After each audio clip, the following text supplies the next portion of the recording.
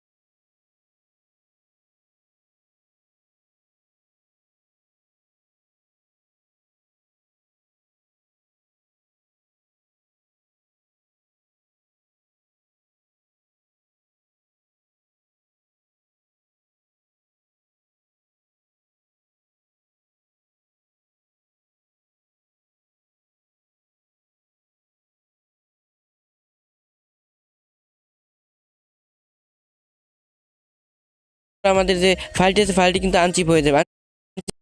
Just এই সাদা জায়গাটা ক্লিক করে দেবেন।